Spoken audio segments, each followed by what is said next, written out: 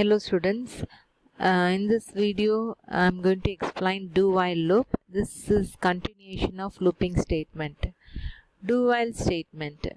So already I explained about while statement. So ஒரு while statement எடுத்துட்டீங்க அப்படின்னா ஒரு set of statement repeatedா condition வந்து ட்ரூவாக இருக்கிற வரையில் என்ன ஆகிட்டே இருக்கும், எக்ஸிக்யூட் ஆகிட்டே இருக்கும். அதுதான் while statement. Do while statement same thing தான். The body of the loop is executed continuously till the condition is true.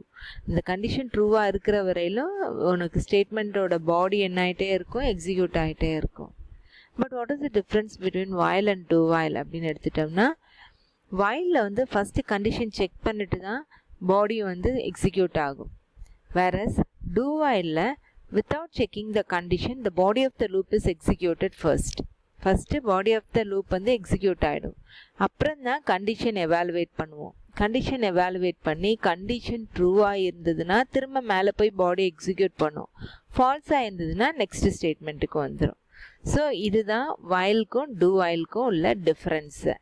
whileல வந்து first it will check the condition then execute the body of the loop, whereas do whileல first body of the loop will be executed and then after that only the condition will be evaluated. So this is the difference between the while and do while. மற்றபடி syntax பார்த்தீங்கன்னா more or less same.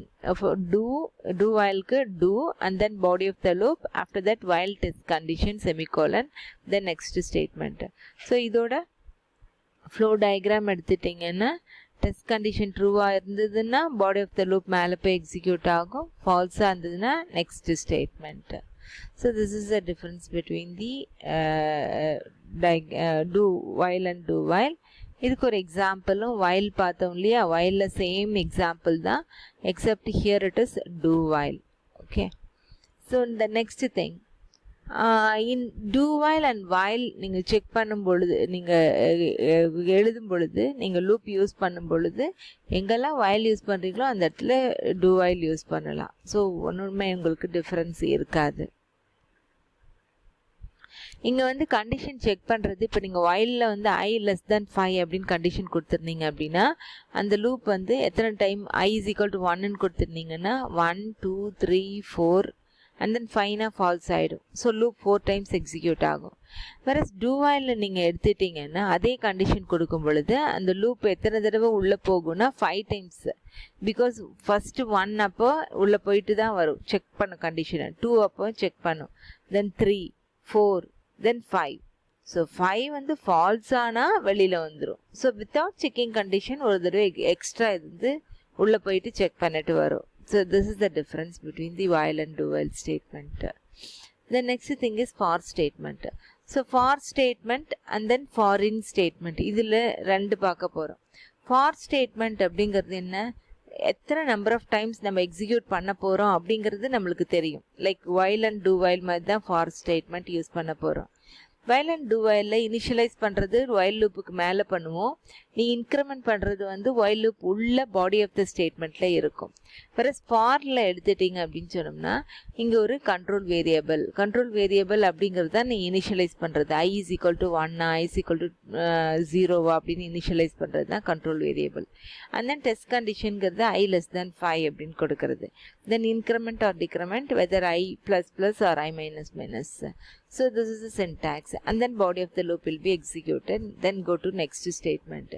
So இங்கே இந்த for statement எங்கே while do while for இது மூணுமே ஒரே மாதிரி ஒரே பர்பஸ் தான் யூஸ் பண்ணுறோம்.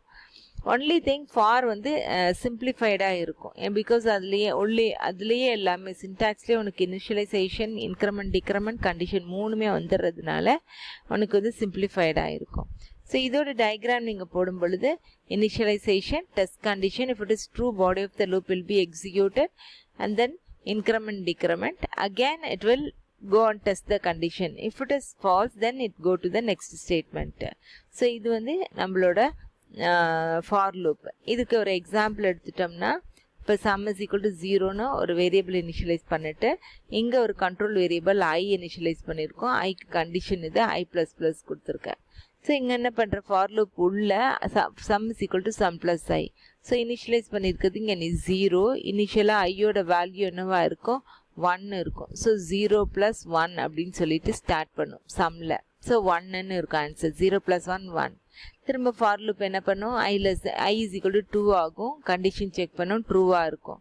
ஸோ இங்கே திரும்ப வந்து 1 + 2 அப்படின்னு ஆகும். லைக்வைஸ் 0லேருந்து 99 வரையிலும் என்ன பண்ணுற சம் பண்ணுற 0 + 1 + 2 + up to +99 வரலும் சம் பண்ணுற. ஸோ இந்த மாதிரி ஒரு கண்டினியூஸ் ப்ராசஸ் பண்ணுறதுக்கு நம்ம என்ன பண்ணலாம் ஃபார் லூப் வந்து நம்ம இங்கே யூஸ் பண்ணிக்கலாம்.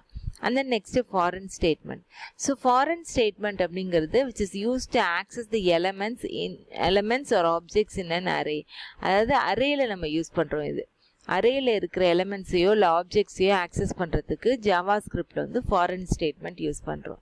இப்போ மேலே இருக்க பார்த்தோம் இல்லையா, அந்த ஃபார் ஸ்டேட்மெண்ட்டு ஒரு அரேல இருக்க எலமெண்ட்டை தான் ஆக்சஸ்ன்னு இல்லை, நார்மலாக ஒரு பேசிக் எலமெண்ட்டை கூட நம்ம ஆக்சஸ் பண்ண முடியுது. அதனால தான் sum is equal to 0ன்னு ஒரு வேரியபிள் இனிஷியலைஸ் பண்ணிவிட்டு அதை நீங்கள் ஆட் பண்ணீங்க. Whereas in this case of foreign statement, we are accessing either an elements or an objects in an array. அரேல இருக்க எலமெண்ட்டையோ இல்லை ஆப்ஜெக்டையோ தான் நீ ஆக்சஸ் பண்ண முடியும். ஸோ இதோட ஜென்ரல் சின்டாக்ஸ் பார்த்தீங்கன்னா ஃபார் வேரியபிள் இன் ஆப்ஜெக்ட். இப்போ வேரியபிள் அப்படிங்கிறது ஒரு கண்ட்ரோல் வேரியபிள், வெதர் இது i, x, y ஏதாவது ஒரு variable.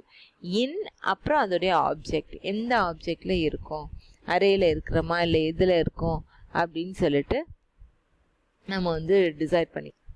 So the general syntax of foreign statement is for variable in object and then statement to be executed.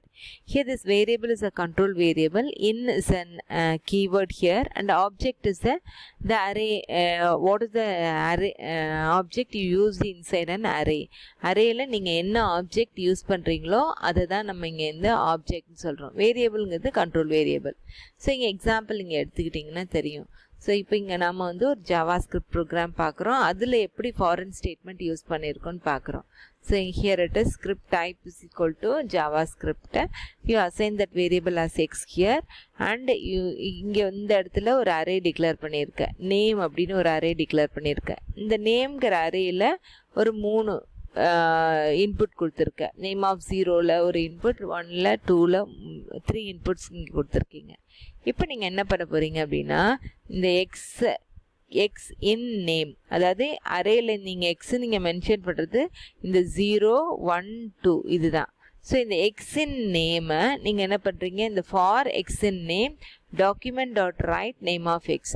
So இந்த document dot write அப்படிங்கிறது Java ஸ்கிரிப்டில் ஒரு print ஸ்டேட்மெண்ட்டுக்காக use பண்ணுறோம். So print name of எக்ஸ்னால் என்ன பிரிண்ட் பண்ணும், name of 0 first print பண்ணும், அப்புறம் நேம் ஆஃப் 1, அப்புறம் நேம் ஆஃப் 2. ஸோ எத்தனை நேம்ங்கிற அரேயில் எத்தனை எலமெண்ட் இருக்கோ அது அத்தனையும் பிரிண்ட் பண்ணும். So this is for we are using this ஃபாரின் ஸ்டேட்மெண்ட்.